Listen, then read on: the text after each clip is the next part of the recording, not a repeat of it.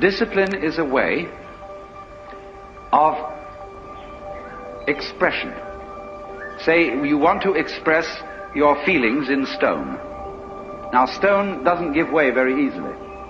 It's tough stuff. And so you have to learn the skill or the discipline of the sculptor in order to express yourself in stone. And so in every other way, whatever you do, you require a skill.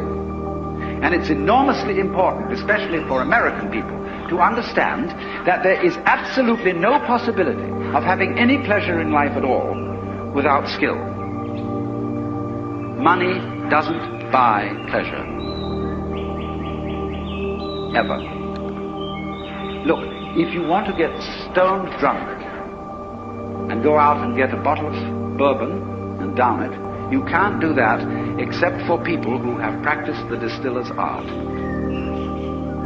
You can't even make love without art. Where I live in Sausalito, we have a harbor full of ever so many pleasure craft. Motor cruisers, sailing boats, all kinds of things. And they never leave the dock. All that happens with them is their owners have cocktail parties there on Saturdays and Sundays. Because they discovered, having bought these things, that the discipline of sailing is difficult to learn and takes a lot of time.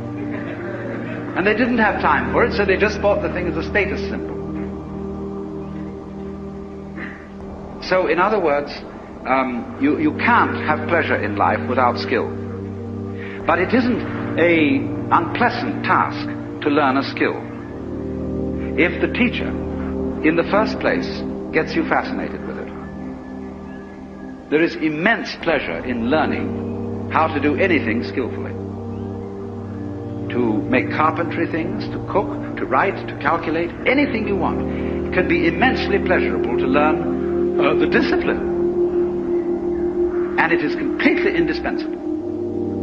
Because look, you may be a very inspired musician. I'm not a musical technologist, you see, and I regret it, but I'm a word technologist.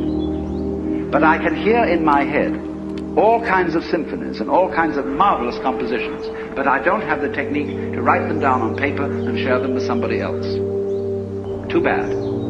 Maybe next time around.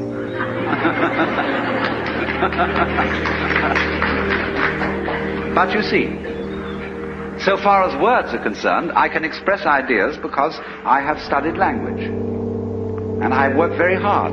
Not that I didn't like it, I intensely enjoy the work of writing a book, although it is difficult. But it's fascinating to say what can never possibly be said. So,